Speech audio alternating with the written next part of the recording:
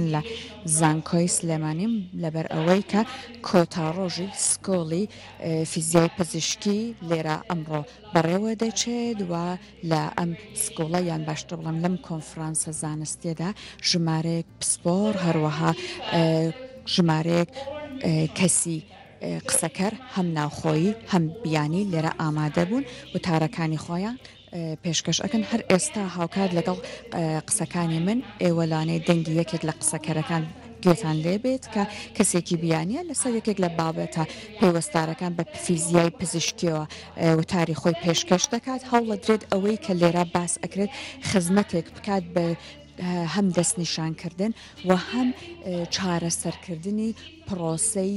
نەخۆشیەکان بەتایبەت بۆ کەسانی توشبووی نەخۆشی شێرپەنجە جا بۆی کە زیاتر لەسەر ئەم سکۆڵا یان ئەم کۆنفرانسە زانیاریتان پێشکەش بکەم کۆمەڵێک لە کەسەکان کە لێرە ئامادەن ئەیان دوێنم یەکەم جار داواکەم لە بەڕێز دکتۆر فرمێسک ئەبوبەکر سەرۆکی بەشی فیزیای پزیشکی لە زانکۆی چەرمۆ لێرە لام ئامادە بێت کە بەڕێزیان هەم گرانتی ئەم سکۆڵەیان وەرگرتووە و هەمیش خۆیان ساڵی پار لە زانکۆی چەرمۆ کۆنفرانسێکی هاوچەشنی لەمەیان ساز کرد ئەمە دوو هەم جارە بە هاوبەشی لەگەڵ زانکۆی سلێمانیا ئەم کۆنفرانسە ساز ئەکەنەوە پێم خۆشەکە دکتۆر فرمێسک لەگەڵ ئەوەی کە سلااو پێشکەشی بەڕێز دەکەم و ماندوو نەبوونت لە یەکەم سپاس بۆ کاتەکەت لەسەرم کۆنفرانسە ئەوەی کە لە ماوەی سێ ڕۆژی ڕابردووە چی گوزەراوە و ئێوە چیتان تێدا بەدی کردووە زانیاری پێشکەشی بینەرانمان بکەی فەرموو ئەم کاتتان باش ئەم کاتتان باش و بەخێربن بۆ سکۆڵی زانستی فیزیای پزیشکی لە زانکۆی سلێمانی ئەمە بۆ جاری دووەمە ئەم سکۆڵە ئەنجامەدرێت لە هەرێمی کوردستانە ساڵی پار لە زانکۆی چەرمۆ ئەم سکۆڵەمان ئامادە کرد و ئەم ساڵ بە هاوکاری زانکۆی چەرمۆ زانکۆی سلێمانی و ڕێکخراوی ICTP ئەم سکۆڵەمان دووبارە کردەوە چونکە بە پێویستمان زانی زانستی فیزیای پزیشکی بگەێنین بە خوێندکارەکانمان هەوڵ بین ئەم زانستە ئاشنا بکەین بە خوێندکارەکان و بە توێژەرەکانمان لە هەرێمی کوردستانە خۆتان نەزانن تا ڕادەیەک ئەم زانستە تۆزێک پشتگوێخراوە لە هەرێمی کوردستان و تا ئەتوانم بڵێم لە منتیقەی شەرق الئەوسەتە بۆیە بە پێویستمان زانی کەش سکوڵێکی ئەم شێوەیە ئامادە بکرێەوە بە ئەبانکی هێشکردنی کۆمەڵێ شارەزا لە بوارەکانی فیزیای پزیشکی وەکو کەسێکی فیزیایی وەکو پزیشکێکی لەو بوارەیە وەکو کەسێکە لە بواری کیمیایە ئیشی کردبێ لەم بارەدا بانگهێشتمان کردوون لە وڵاتەکانی بەریتانیا هۆڵندا ئەڵمانیا و چەند مامۆستایەکی شارەزا لە زانکۆی سلێمانی لە زانکۆی پۆلیتەکنیکی سلێمانی و چەند پزیشکێکی بەڕێز لە سەنتەری ژیانەوە وەکو قسەکەر هاتوون بەشداریان کردووە لەم سکوڵەیە.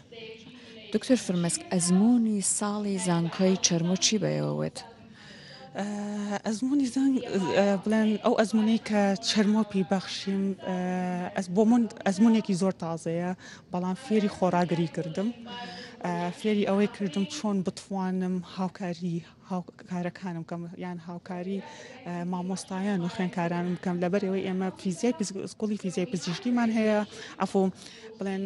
بەشی فیزیای پزیشکیمان هەیە ئەمە وای لێ کردم زیاتر هانیام کە بتوانم هەوڵ بم بۆ ئەوەی ئەم سکوڵە بێنینە ناو زانکۆی چەرمۆ و زانکۆی سلێمانیەوە چونکە تا ڕادیەک خوێندکارانی زانکۆی چەرمۆ ئاشنایەتیەکیان هەیە بە فیزیای پزیشکی لەبەرەوەی ئێمە بەشی فیزیای پزیشکیمان هەیە و پێم خۆش بوو کە زانکۆی سلێمانیش خوێندکارانی زانکۆی سلێمانیش لەم دەرفەتە بێبەش نەبن و ئەفۆ دکتۆر ئایا ئەوەی کە پار پێشکەشکرا توانی تا ڕادێک سوودی هەبێت بۆ خوێندکارانی خۆتان لە زانکۆی چەرمۆیان تەنانەت بۆ ئاپدەیتکردنەوەی زانیاری مامۆستاکان یان دواتر ئێوە لینکێک دروست بکەن بۆ چارەسەری نەخۆش لە کوردستان بەدڵنیایەوە بڵێن دەرئەنجامێکی زۆر زۆری هەبوو لە سەر خوێندکاران یەکێک لەو هۆکارانی کە ئەم سکوڵەمان دروست کردەوە لە زانکۆی سلێمانی زانکۆی چەرمۆیە یەکێک لەوانە هۆکارەکان خوێندکاران بوون چونکە خوێندکارەکان پێشوازیەکی زۆر چاکیان لە سکوڵەکە کردووە سوودێکی زۆر زۆریان بینی فیدباکێکی زۆرمان بۆ هاتەوە لەلایەن سکوڵەکە و تەنانەت لەلایەن وەزارەتی خوێندنی باڵاوە و سەرڕای ئەوەش هاوکارانم لە دەرەوەی وڵاتیان سپیکەرەکان بزرگ سپیکەرە بیانیەکان فیدباکێکی زۆر باشیان یاینێ سەربارەت بۆ پێشوازیکردنێکە لە کوردستانە لێیان کراوە ئەمە هۆکارێکی سەرەکی بوو بۆ ئەوەی جارێکی تر ئێمە بتوانین تەقدیمی کەینەوە بۆ ئەو سکوڵە و ئەم سکوڵە جارێکی تر بێتەوە کوردستان. بۆ نەخۆشان و تووشبانی شێرپەنجەش سوودی هەبوو. دڵنیاییەوە وەکو لە ڕووی زانیاریەوە لەبەرمە سکوڵەکەی پارمان تەنیا بۆ خوێنکارانی بەشی فیزیای پزیشکی بوو بەڵام ئەم ساڵ توانیمان ئەو لینکە دروستکەین لە نێوان وەزارەتی خوێندنی باڵا و کەرتی تەندروستیە ئەویش بە بانکهێشکردنی چەند پزیشکێک بۆ ئەوەی سوود وەربگرن لە ئەکسپیرینسی یەکتری هەم لە وەزارەتی خوێندنی باڵا هەم لە وەزارەتی تەندروستی. ئەگەر پێم بڵێیت بەڕێزت کە بە هەوڵی جەنابەت ئەم گرانتە وەرگیراوە چۆن باسی گرنگی وەرگرتن و بەدەستهێنانی ئەم گرانتاکە بەتایبەت بۆ زانکۆکانی کوردستان. ئەم گرانتە بۆ ئێمە زۆر گرنگ بوو بە تایبەتی کە لەگەڵ هاوکارانم لە ڕێکخراوی ICTPیا قسەمان کرد بۆ ئەم گرانتە وعدی ئەوەیان پێیانی کە ئەم گرانتە بگرێ بە گرانتێکی ساڵانە بۆ هەرێمی کوردستان و بە تایبەتی بۆ زانکۆی چەرمۆ ئێمە هەوڵەین لەگەڵ زانکۆی چەرمۆ بە هاوکاری لەگەڵ زانکۆی سلێمانیا بێیان هەر زانکۆیەکی تری کوردستانە بێ ساڵانە ئەم سکوڵە بکەینەوە و یەکێک لە دەستکەوتەکانمان بەهۆی ئەم سکوڵەوە ئەوە بوو کە ئێستا زانکۆی چەرمۆ خۆشحاڵانە یادداشتنامەیەکمان ئیمزا کردو لەگەڵ نەخۆشخانەی کەنیزارۆ لە وڵاتی ئیتالیا بۆ ئاڵوگۆڕکردنی ستافی ئەکادیمی بۆ ئاڵوگۆڕکردنی خوێنکارانمان ئەتوانن بچنە وڵاتی ئیتالیا لە خەستەخانەی کەنیزارۆ بۆ ماوەیەکی کاتی هەم ریسێرچکەن هەم توێژینەوەکانیان بکەن و محازەڕاتیان ئەوان ئەتوان مامۆستاکانی ئەوان پزیشکەکانی ئەوان ئەتوان محازەڕات و دەرز بە خوێنکارانی ئێمە بڵێنەوە کامە دەستکەوتێکی زۆر باشە بە هەم بۆ زانکۆ چەرمۆ هەم بۆ هەموو زانکۆکانی هەرێمی کوردستان. سپاس بۆ بەڕێزت بە هیوایەوەی کە ئینشەڵڵا خوێندکاران و مامۆستایان لە کوردستان بتوان زیاتر سوود لە ئەم دەرفەتەوە هەروە لە گرانتەکە وەرگرن فەرموو جەنابەت لە ئێستا داواکەم لە بەڕێز دکتۆر خەرمان فەرەج بەڕێزیان پسپۆر سۆر لە بواری رادیۆ بایۆلۆجی بۆەوەی کە دکتۆر خەرمان بڵاوە لێبێت لە ئەم کۆنفرانسەدا بەتایبەت لەمە ئەم سێ ڕۆژی ڕابردۆ هەروەها ئەمڕۆکە زیاترەوەترێت تیشکە خرێتە سەر بابەتە نوێەکان بە زمانێکی سادە پێمان بڵێ باسی چی کرا یا باسی چی ئەکرێت. زۆر باشە سەرەتا بەخێربێن لە ڕۆژی 1 تا 4 سکولێکی زانستی لە بواری فیزیای پزیشکی لە زانکۆی سلێمانی کۆلێژی زانست بەڕێوە چوو ئەمڕۆ ئاخر ڕۆژە سکوڵەکە دابش بوو بەسەر 4 ڕۆژە 2 ڕۆژ یەکەم باسی بوارێکرا لە بواری میدیکال فیزیکسایە بواری فیزیای پزیشکی پێوترە نیوکلر مدیسن 2 ڕۆژی ئەخیر رادیۆتێراپی هەردووشیان ئەو علمانەیە ئەو وارەیە کە باسی چیەکە چۆنێتی بەکارهێنانی تیشک بۆ دەستنیشانکردنی نەخۆشیەکان و چارەسەرکردنی نەخۆشیەکان و بە تایبەتی شێرپەنجە بەڵام نیوکلر مدیسنەکە فەرقی چیە لەگەڵ رادیۆتێراپیەکە نیوکلر مدیسنەکە زۆر تازەیە دای ئێمە زۆر کەمە لەوانەیە هەمومان جیهازی پێتمان بیست بێ پۆسترۆن ئەمیشن تۆمۆگرافی کە زۆر جار خەڵک دکتۆر بۆی ئەنووسی ئەوانەی کە شێرپەنجەیان هەیە بچن ئەو فەحسە بکەن ئەمە لە کوردستان هەیە ئەومان هەیە ئەوش ئەڵێن یەکێک وا بزانم ئەوی زانیاریم هەبێ یەکێک لە هەولێر هەیە یەکێکیش لە خەستەخانەی ئەنوەر شێخە هەیە ئەمە هەیە بۆ نیوکلر مدیسن ئێمە لە کوردستانە بەس و جیهازەمان هەیە بەڵام بۆی ئەم نیوکلر مدیسنمان هێنایە کوردستان ئەمساڵ بۆ ئەوەی تەلەبەش و ئەوانی خوێنکاران و ئەوانەی کە حەزیان لەو بوارەیە ئاشنایان کەین بەم بوارە لە ڕاستیان لای ئێمە زۆر زەعیفە زۆر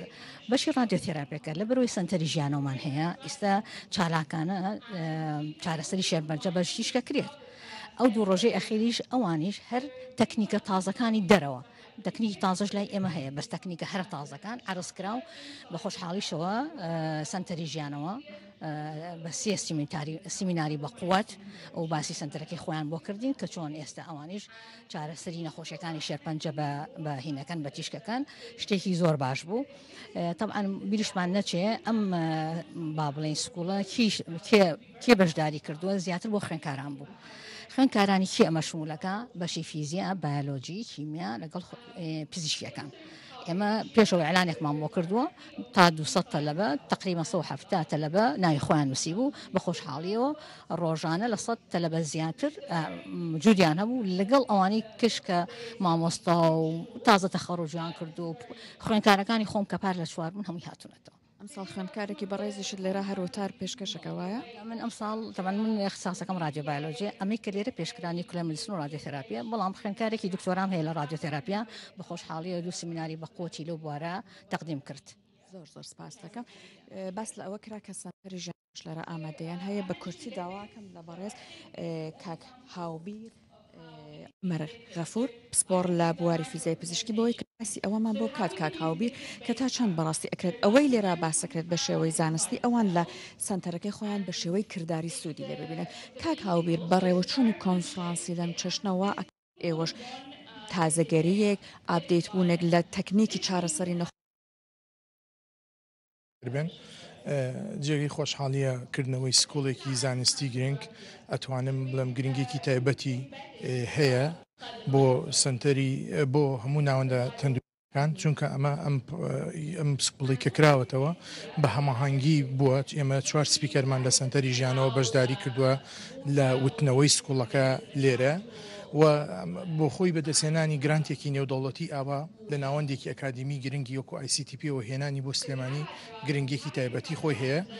یەکێک لە سوودەکانی تریشی گەیاندنی پامی فیزیای پزیشکیە بەڕاستی بواری فیزیای پزیشکی کە کاریگەری گرنگی هەیە لە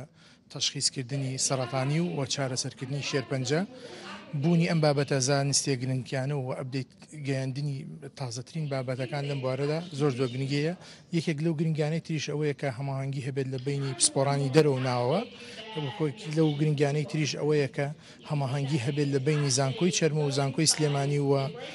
ناوەندە تەندروستیەکانی ئێمە وەکو سنتەری ژیانەوە کە بۆ چارەسەرکردنی شێرپەنجە بەتیش بەکار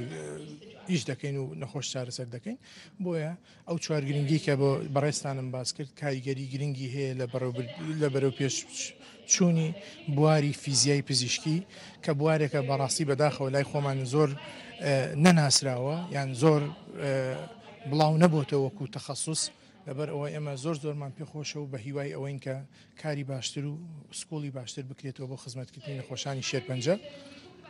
لە کوردستان و لە شاری سلێمانی خۆشەویستە. سپاس بۆ بەڕێزت مەمنون هیوامان ئەوەیە کە هەم